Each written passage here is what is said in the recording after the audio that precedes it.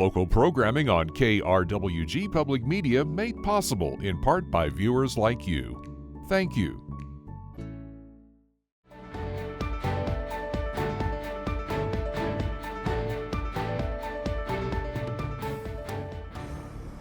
Welcome to Your Legislators. I'm Noah Raess. The 30-day legislative session is in full swing in Santa Fe, and today we will be talking with Representative Angelica Rubio about legislation working its way through the legislature, issues she hopes to address, and what the state's budget is looking like. District 35 State Representative Angelica Rubio, thank you for joining us today. Thanks, Noah. Happy to be here. And just to start off, a lot of times these shorter sessions, a lot of the focus is on the budget. And I was wondering if you could share with us what the priorities in the budget are looking like. Mostly right now, with the budget, it's really just paying. It's paying all the bills of the state, and so I think there's a lot of focus right now on ensuring that we do that as equitable as possible. There was already a framework that had been agreed upon through the interim in December with Legislative Council Service. And so we're sort of going through that at the moment before it heads to the floor for a full vote. And the governor's agenda often plays a large role in kind of deciding kind of where the legislative session heads. I was wondering, what are your thoughts on the governor's agenda that she put forward? You know, I know this is the governor's last year. I know that she's wanting to accomplish a lot. I think that a lot of her top priorities, particularly around universal childcare, is something that is very much in alignment with my values. And so I'm looking forward to seeing where that moves forward. And so there's a number of other priorities that she has, but that's one of the ones that I'm really looking into right now. And how have these requests kind of taken shape over the course of the session so far? Are there any other bills that have kind of struck your eye? I mean, at this point, it's still pretty early. I serve as Vice Chair of Consumer and Public Affairs. It's where we see a lot of legislation coming through related to public safety, and so those are definitely pieces of legislation that I'm looking at to ensure that that we're not moving in the direction that we've been hearing a lot of, which is this tough on crime priority. I'm looking at things in a different direction, and I'm looking forward to seeing how that moves forward over the course of the next couple weeks. And last year, a large discussion over federal funding in the states, but especially in New Mexico, was kind of taking place. And I was wondering, how much have the actions by the federal government kind of directed where this session is heading, and what maybe some of the outcomes might look like? I think a lot of what we have been experiencing from the federal government, we were able to work through during the special session in the fall. A lot of our priorities are continuing to look at the federal level, but I also feel like we came into this whole process having taken care of as much as we could before it actually got worse during the special session. And so I think that's given us a little bit of leeway to really think about the future and not being reactive, but more of thinking through how do we move forward in a much more thoughtful way. Is there any part of the state's funding that you think is underfunded? Is there any programs that you would like to see more funding head towards? I mean, I think for me, it's really about protecting our people and our communities. I think a lot of times we spend a lot of time protecting systems. And so I'm really looking at the budget from a place of how do we ensure that we're protecting the communities that we're serving and making sure that they're not left behind. Your district comprises much of Las Cruces, as well as some areas a little bit north of Las Cruces. And speaking of communities, I was wondering, what are some of the major needs that you see in your district? For our district, I represent District 35, and so I oversee the historic districts, two of the historic districts, Mesquite and the Alameda Depot, as well as all of downtown and a lot of the residential areas surrounding that. It's a very it's an area that's filled with a lot of diversity, and I think one of the things that I'm really tackling right now in the next and in the next couple of weeks is capital outlays, that ensuring that the funding that I am allocated through that process gets back to the community. We have a lot of issues related to infrastructure, lighting. Lighting is a big deal. And so I've been working with the city over the course of the last 6 months, and some conversations with the county to figure out what are some of those priorities that we can tackle through this capital outlay process. And so that's something that we will be finalizing over the course of the next couple weeks. And zooming out just a little bit, I was wondering if you could share with us your thoughts on what the state as a whole needs to address the most during this next session. I mean, I wish we had more time to be able to do that during a 30-day session. As you mentioned earlier, 30-day session is strictly the budget, and so I don't have the privilege of getting to serve in Legislative Finance Committee that gets to meet over the course of the year to talk about the budget and the framework leading into a session. But if I would have the opportunity to do that, I think it's really looking at how do we prioritize the communities that we serve, particularly folks who are working class people, who are parents, who are caregivers. I think we're doing that in a lot of different areas, but it's important that that what the framework that's already been presented to us. I feel comfortable with pieces of it, but as I mentioned, over the course of the next couple of weeks, there's going to be a lot of debate around the budget. For me, the budget is a moral document, and so it really is about where are we putting a lot of our investments, and that's something that I'm going to be looking at, particularly around taking care of communities, not only just in District 35, but around the state. And looking at some of the bills that you have co-sponsored, one of them was the Immigrant Safety Act. I was wondering if you could kind of share with us what that act hopes, or what that bill intends to do, and what kind of motivated you to put that bill forward.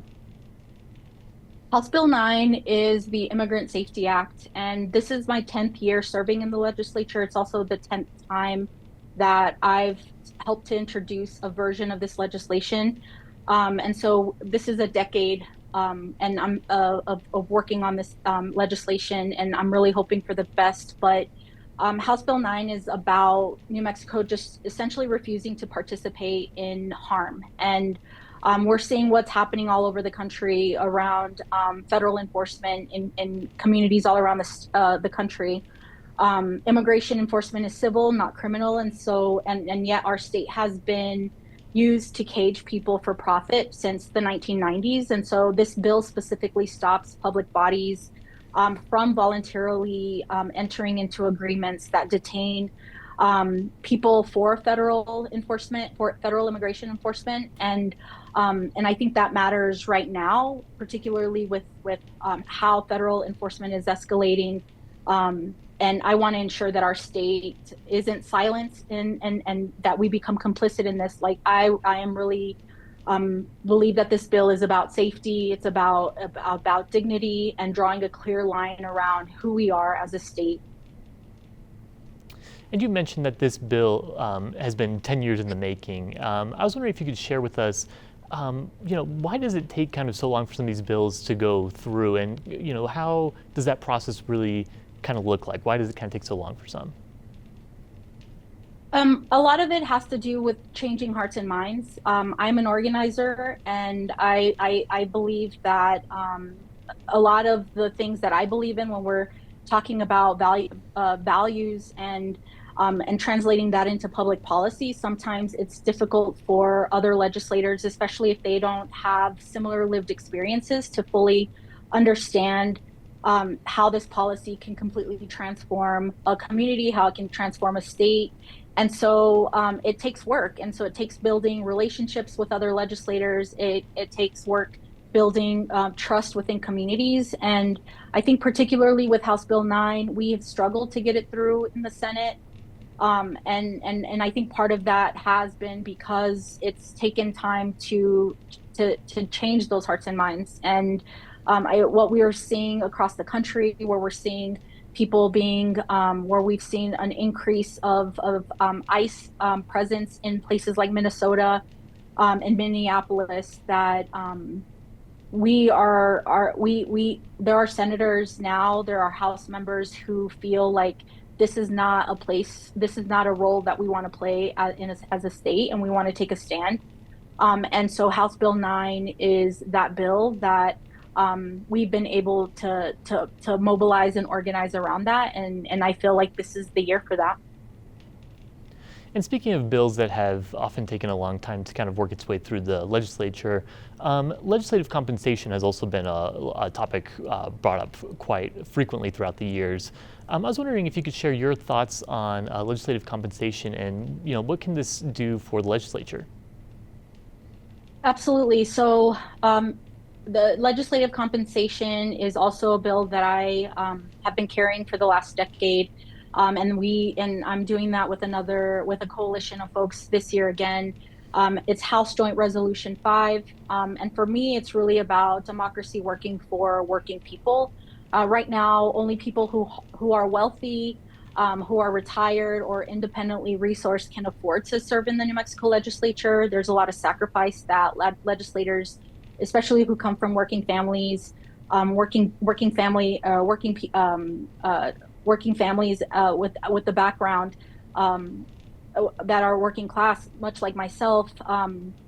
It can include parents, caregivers, people from rural and frontline communities. We're trying to ensure that they have a place in this legislature, and so I'm really hoping that once we pass legislation and we send this legislation to the voters, that they understand that they're a part of something bigger, where government actually reflects the people it serves. And so fair pay, in my opinion, strengthens accountability, and that's what we're looking for to do with House Joint Resolution 5. And jumping to some other hot topics around the state, medical malpractice laws have been discussed quite a bit in the last year. I was wondering if you could share with me your thoughts on the current medical malpractice laws, and do you think that those are partially responsible or fully responsible for kind of driving doctors out of the state? No, I don't actually believe that. This debate isn't necessarily happening in a vacuum. And it's actually been an issue that I've been really frustrated with, honestly, especially with some of my supporters, because I think in moments of moral crises, there's always pressure to protect institutions instead of people. And what we've seen, especially with this issue, is that there's this pattern in our history here in this country where progress is stalled not just by extremists but by moderates, and who choose comfort over justice. And I'm just really concerned that there's this whole debate around weakening patient protections, because that doesn't actually protect healthcare; it protects corporate interests. And so the people that are harmed by that choice are overwhelmingly Black, brown, poor, rural. They come from rural areas, and they represent disabled patients. And so I don't think accountability is anti-doctor. It's really pro-patient. And if the response to systemic harm is to silence the people being harmed, then I feel like we're repeating some of the same mistakes that we've made in history, which history keeps warning us about. And so I feel like every era of injustice is sustained by people who believe they're good, as long as nothing demands courage from them. And this session is about choosing courage. And I think that's where we're going to see a lot of this conversation around medical malpractice, is that I think people are operating from a place of fear. And unfortunately, it's weakening the weakening of patient protections it's really unfortunate. And one of the arguments that people use commonly for supporting malpractice kind of reform is, it's too expensive for doctors to work here. It's driving them out of the state. I guess, how would you react to those statements, and what would your plan be to address some of those concerns? I mean, I think we have proposed a number of pieces of legislation regarding why doctors are leaving the state, and it isn't because it isn't because of medical malpractice. It's because folks are burnt out. There's a lot of like doctors aren't getting, not even just doctors, but nurses and folks who work in these hospitals. There's a lot of pressure for them in these spaces. And I don't think that there are other policies that we've been working on to support them. I know that Representative Stepanski here, for example, our majority leader in our legislature, is working on some really good pieces of policy to help strengthen that. Representative Eleanor Chavez is also working on legislation. She's been doing that for years, particularly to support nursing. And there has been a holistic process to be able to support that.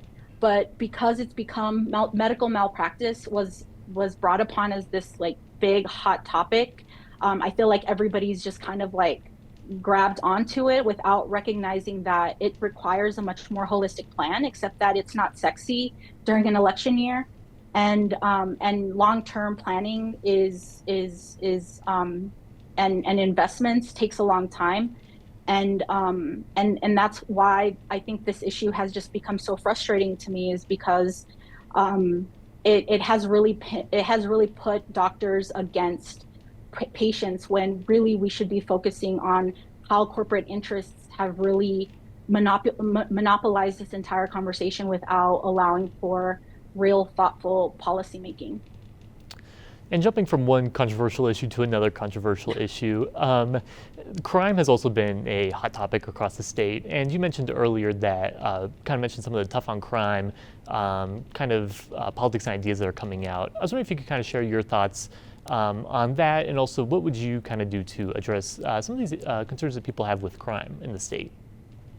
Yeah, I think it's really important that like people are really scared right now, and I feel that. I think crime feels close to home, and so I take that seriously. I feel like when folks say that they want safety, they're not wrong. They're responding to what they're living with every single day. And so, but I want to be completely honest with folks, and I feel like I've done that over the course of the time that I've served in the legislature, that we have been legislation has been proposed in this legislature that just plainly doesn't work. For decades, we've responded to fear with headlines instead of actual solutions. So we're passing these tough sounding bills. We're increasing penalties that are much too harsh, with more punishment. And then we act surprised when communities are still unsafe. And so that approach has never delivered safety. It's only delivered cycles of harm. And when it comes to kids, particularly when we're talking about juvenile justice, because that's been the biggest issue that we've been talking about over the course of the last 6 months, is that when it comes to young people, to kids, we keep repeating the same mistake as other types of crime bills. We're treating trauma like criminal intent. Most of the young people coming in contact with the system are already carrying violence. They're carrying poverty and instability on their backs. And so if incarceration created safety, we'd be the safest country in the entire world. But right now, what we've learned is that the hard way is that pushing kids deeper into a system makes communities much less safe, not more secure. And so I serve as vice chair of Consumer and Public Affairs. I see these bills every year. Many of them don't address root causes. They don't prevent harm. They just move it around. And I think we owe people more honesty than that. I know that the governor has yesterday, I believe, expanded the call to include a range of public safety bills. And I respect that she's responding to public concern. But responding to concern is not the same as solving the problem. And real safety doesn't come from these symbolic bills. It comes from long-term investments that I think we've avoided because they don't make for like these flashy headlines. And so I think it's important that we focus on prevention, even though it isn't sexy, it doesn't pull well, it doesn't show results overnight. I think some folks right now are thinking about elections instead of the next generation, and communities don't get safer on election timelines. And so I think it's really important that when we're talking about things like House Bill 9 or HJR 5 or even patient protections, all of this is connected with juvenile justice and public safety. They all reject the idea that some people are expendable for the sake of like stability, for profit, or political comfort. And I think it's important that we begin to interrupt that machinery of harm. And I'm hoping that we can do that, begin to do that here during this legislative session. And you mentioned root causes, specifically with juvenile crime. I was wondering if you could kind of walk me through what do you think those root causes are, and how much can the legislature do to address those issues? I mean, part of it is the thing that I'm really looking forward to hear the debate on around universal childcare. I mean, there's data out there that universal childcare it works. It does a lot to address root causes. When we're talking about poverty, generational poverty, especially here in New Mexico, it also has to do with ensuring that people have access to healthcare and ensuring that everybody has stability. And I think one thing that's missing from young people right now is that lack of stability. I think we forget we've had a lot of young people have had to go through a lot, whether it was the pandemic, being schooled at home, and not having the kind of I think cell phones have also been like an issue with a lot of issues, and then parents' instability with work, having to balance work life and things at home, addiction. Like there is a plethora of issues that impact families that eventually get and hit a child and their ability to grow, and I think those are the issues that we need to be addressing and focusing on. And again, it goes back to our legislature that our timelines are not the same as the timelines of real people. And so I think it's important that as a legislature, we need to be thinking 5-10 years ahead and not just working towards an election year. And jumping away from crime and kind of to affordable housing has been a big topic of discussion across the state. I was wondering if you could share where you hope the state can improve at in the affordable housing efforts. Yeah, and I feel like we have a lot of work to do in this area. Back in 2020, when the pandemic first started and we headed into a special session, there has been a cohort of legislators, particularly in the House, who have been working with advocates over the course of the last 6 years to try to strengthen this area.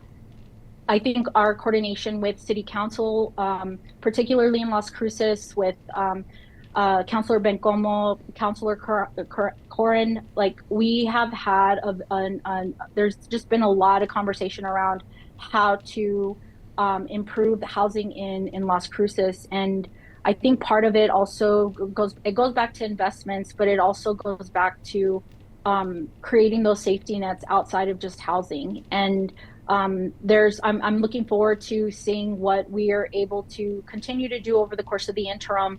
But I'm also looking forward to hearing more from the candidates who are running for governor, because I think that as this governor ends her term, and where we had our differences on how we handled housing, I'm looking forward to seeing where it goes with the next governor, because it's definitely at the top of my list of priorities heading into next session. And while I feel like we've made some progress, I feel like we have so much more to do on the issue of housing and making it accessible to everyone. I mean, I believe that housing is a human right. Everyone should be entitled to housing, and that's the direction that I will continue to go to as long as I'm serving in the legislature, but as also as just somebody who advocates and organizes around this issue.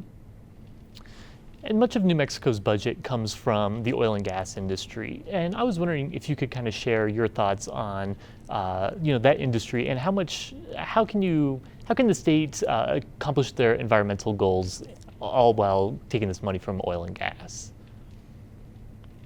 Yeah, I mean, I think this is a conversation that has been happening for decades. How do we transition away from our dependence on oil and gas? I grew up in a rural town in southeastern New Mexico in Lake Arthur, where the majority of my family still resides, but also many still work either directly with the oil and gas industry or indirectly. And I think what we've experienced, what they're experienced in terms of a transition away from that industry, it's very much like the conversations that we're having around the Immigrant Safety Act and closing down of immigration detention. We here in New Mexico have a long history of not reimagining a different type of economy, one that's more sustainable, one that is more that's a lot better for communities, but also for the land and for water. And while I think this conversation around oil and gas will continue, it's what helps pay for so much of our budget. It's imperative that as a legislature and for the next governor to really be thinking about how do we transition away from this industry, but not only expanding to other economies, but not faltering into another cycle of an economic development plan that isn't supporting the values of our state. I fear that we've already begun to do that, where we are saying that we want to transition ourselves away from oil and gas. But as you know, Project Jupiter down in Doñana County, the county allowed for this huge data center to come in. And now we're risking this issue with not only water, but with now this issue with our air and the pollution of our air. And so it's like we're straddling from one industry that is not only extractive and exploitative, but to another one. And I think it's a lack of imagination from leadership in our legislature. And so I really feel like I want to have more conversations with voices like mine who are thinking about things in a much more holistic way and thinking about things in a much more sustainable way, that we can, as New Mexicans, create a different type of economy. It's just not the one that we've been in for decades and the one that we're still continuing to perpetuate. It's not working for us, and we need something else. District 35 State Representative Angelica Rubio, thank you for being with us today. Thanks, Noah. And thank you for joining us for Your Legislators. You can watch episodes of our programming and all our local programming at krwg.org, where you can sign up for our weekly newsletter, the Friday News Wrap, become a member and support programming like this, and catch up on news from around the region and around the world. And remember that you can track bills as they move through the House and Senate in Santa Fe at nmlegis.gov.